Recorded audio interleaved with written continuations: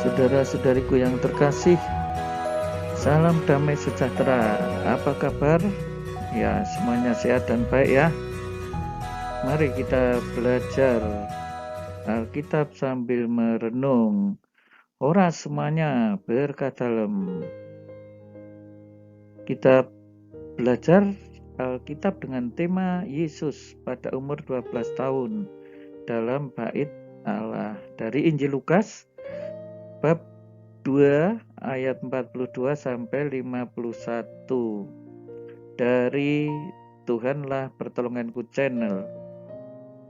Nanti jangan lupa untuk subscribe, bagikan juga komentar saudara dalam kolom komentar ya, sebagai sharing pengalaman saudara bagi yang lain ya, sharing iman lah.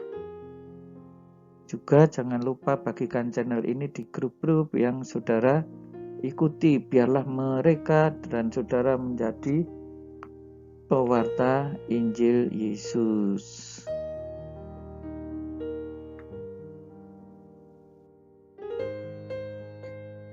Tiap-tiap tahun orang tua Yesus pergi ke Yerusalem pada hari raya Paskah. Kita lihat ya, betapa orang tua Yesus ini sangat taat untuk beribadah. Ya, tiap tahun harus pergi ke Yerusalem ya, suatu jarak yang cukup lumayan jauh ya. Dan itu dilakukannya setiap tahun. Ketika Yesus telah berumur 12 tahun, pergilah mereka ke Yerusalem seperti yang lazim pada hari raya itu. Kita lihat di sini, saudara-saudari, Yesus berumur 12 tahun. Itu sekitar usia anak kelas 6 SD sekarang, ya kan? Pergi ke Yerusalem, naik apa ini mereka? Ya jelaslah, mereka ini berjalan kaki. Anak 12 tahun diajak berjalan kaki. Ini lebih dari sehari perjalanan jauhnya untuk berjalan kaki. Dan ini sudah biasa mereka lakukan ya, yang lazim pada hari raya itu. Sehabis hari-hari perayaan itu, ketika mereka berjalan pulang, tinggallah Yesus di Yerusalem tanpa diketahui orang tuanya. Nah, ini rupa-rupanya Yesus tertinggal di Yerusalem. Tentu saja orang tua yang kehilangan anaknya atau anaknya tertinggal dalam suatu perjalanan jauh tentu akan merasa kebingungan. Nah, coba apa yang terjadi pada keluarga Nazaret ya, Ibu Maria dan Santo Yusuf. Karena mereka menyangka bahwa ia ada di antara orang-orang seperjalanan mereka, berjalanlah mereka sehari perjalanan jauhnya. Ini sudah sehari perjalanan jauhnya, belum sampai ke rumah. Itu berarti untuk sampai ke rumahnya diperlukan waktu perjalanan yang cukup panjang. Nah, sekarang kita melihat di sini, karena di dalam perjalanan peziarah itu orang berbondong-bondong atau bergerombol ya, seringkali dianggap anak 12 tahun ya di situ dia sudah ikut bersama orang tuanya untuk perjalanan pulang. Nah, ini sekarang kasihan ya, Ibu Maria dan Santo Yosef sudah sehari perjalanan, ternyata anaknya tidak ada dalam perjalanan itu. Ia mencari di antara kaum keluarga, mencari Yesus, mencari dia. Ditanyakan dalam kenalan yang ikut di dalam perjalanan itu, ternyata mereka juga tidak ada. Nah, disebut karena mereka tidak menemukan dia, kembalilah mereka ke Yerusalem sambil terus mencari dia. Nah, saudara-saudari, apa yang bisa kita renungkan di sini coba? Satu, betapa orang tua ini sangat bertanggung jawab kepada anaknya. Capek loh ini, mereka ini sudah sehari perjalanan. Ya, mungkin kalau kita ya ada perasaan capek, ada perasaan jengkel, ada perasaan marah. Ya, kenapa ini anak ini kok tidak ikut di sini? Tetapi meskipun capek, mereka mencari dia. Di antara keluarga, di antara kenalan tidak ada, dan memang tidak ditemukan. Akhirnya kembali ke Yerusalem. Sehari berjalan, bayangkan ini, sambil terus mencari dia. Kita bisa merefleksikan ya bahwa orang tua yang kehilangan anak itu sangatlah sedih.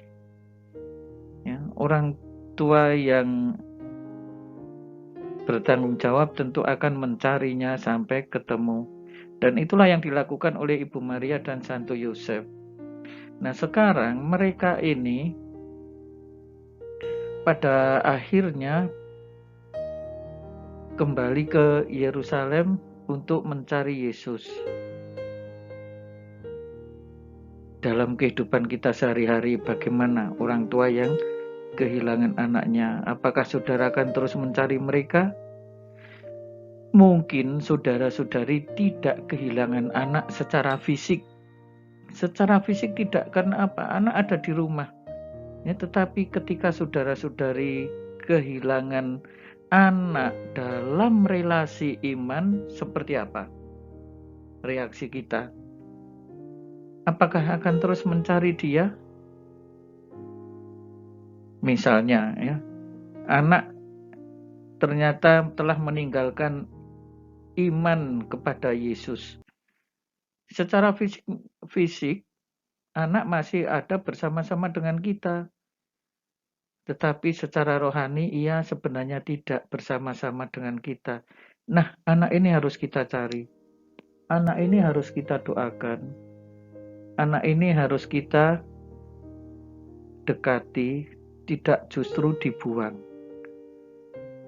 Inilah yang dalam kehidupan kita sehari-hari terjadi di mana-mana. Kita tidak merasa kehilangan anak ketika si anak telah meninggalkan Tuhan Yesus. Hilang sebenarnya anak itu. Ya, kita tidak tahu apakah kita akan berjumpa kelak dengan dia di dalam kerajaan surga. Ya, tentu saja kalau anak itu tidak mau bertobat. Nah, sesudah 3 hari mereka menemukan dia dalam bait Allah.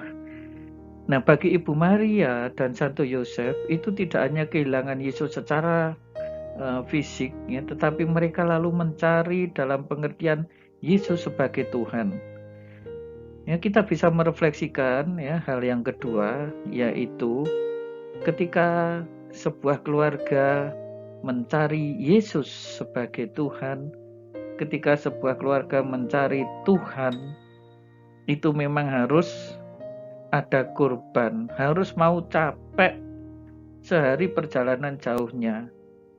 Nah, kita sebagai keluarga yang ingin mencari Tuhan harus mau kurban. Nah, kalau kurban waktu aja tidak mau, lebih berat untuk membawa anak ke mall daripada ke gereja. Pada akhirnya, pada saatnya kalau tidak hati-hati, kita akan kehilangan anak. Bahkan kita lalu kehilangan Tuhan. Nah, saudara-saudari yang terkasih, kiranya bacaan Injil ini sangat menyentuh bagi kita. Apa yang dilakukan oleh Ibu Maria dan Santo Yosef. Sungguh mau berkorban, ingin bertemu dengan Tuhan. Ditemukannya Yesus sedang duduk di tengah alim ulama sambil mendengarkan mereka dan mengajukan pertanyaan-pertanyaan kepada mereka. Dari sisi Yesus kita melihat seorang anak 12 tahun sudah tekun dan sudah terbiasa dengan kitab suci, terbiasa dengan pengajaran moral dan agama, pengajaran iman. Dan semua orang yang mendengarkan dia sangat heran dan takjub akan kecerdasannya. Segala jawab yang diberikan oleh Yesus. Ketika orang tuanya melihat dia, tercenganglah. Lalu kata ibunya, "Nak, mengapa engkau berbuat demikian terhadap kami, bapamu dan aku dengan cemas mencari engkau?" Menunjukkan bagaimana Santo Yosef mempunyai tanggung jawab yang sangat kuat, ya, dengan capek-capek kembali ke Yerusalem mencari engkau. Ini kita refleksikan, ya, tidak hanya mencari Yesus sebagai seorang anak di dalam keluarga itu, tetapi bagaimana keluarga ini sungguh berusaha, mau berkorban, mau capek, mau keluar tenaga, mau bersedia ke luar, barangkali juga harus tambah biaya, ya kan, karena harus perjalanan tambahan ini mesti ada tambahan biaya. Untuk apa? Menemukan Tuhan, mencari engkau, mencari Yesus sebagai anak, tetapi juga mencari Yesus sebagai Tuhan. Nah, mestinya inilah yang juga terjadi di dalam keluarga kita, seperti itu. Jawab Yesus mencengangkan juga, "Mengapa kamu mencari aku? Tidakkah kamu tahu bahwa aku harus berada di dalam rumah Bapakku?" Ini memang menunjukkan bahwa sebenarnya yang dicari sekarang ini ternyata tidak hanya Yesus sebagai anak, tetapi Yesus sebagai Allah. Karena apa? Dia dikatakan di sini, di dalam rumah Bapakku. Yesus mulai mewartakan kemesiasannya di masa kecil, tetapi mungkin ya tidak banyak atau belum banyak orang yang mengetahui, ya, tetapi ternyata ketika ia umur 12 tahun pun hal itu sudah mulai diwartakannya. Mereka tidak mengerti apa yang dikatakan, ya jelaslah tidak mengerti. Lalu ia pulang bersama-sama mereka ke Nazaret dan ia tetap hidup dalam asuhan mereka. Nah, saudara-saudari yang terkasih, akhirnya setelah Yesus ditemukan, kembalilah ini Yesus, ya, dalam pengasuhan Bapak Yosef sebagai tukang kayu, Ibu Maria. Ini keluarga yang luar biasa, ya, bahagia. Ini keluarga bahagia ini, ya, tidak sangat kaya, ya, tetapi kalau mau disebut miskin saya kira juga tidak, ya, karena untuk ukuran tukang kayu pada masa ini, pada masa itu, ya, itu adalah seorang tenaga ahli, tenaga terampil, ya. Yesus bahagia. Nah, saudara-saudari, kalau keluarga kita mau bahagia bersama Yesus, sebagaimana keluarga Maria dan Yosef, ya, 1, ayah bertanggung jawab, 2, selalu mencari Tuhan, 3, selalu berusaha dalam keseharian hidup sesuai dengan kehendak Tuhan.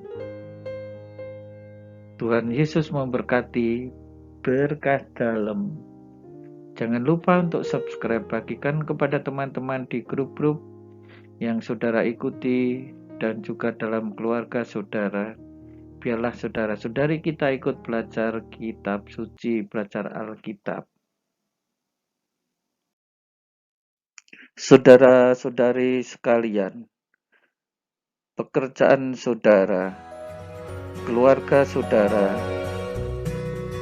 dinaungi, dibimbing, dan diberkati oleh Allah yang Maha Kuasa, Bapa dan Putera dan Roh Kudus.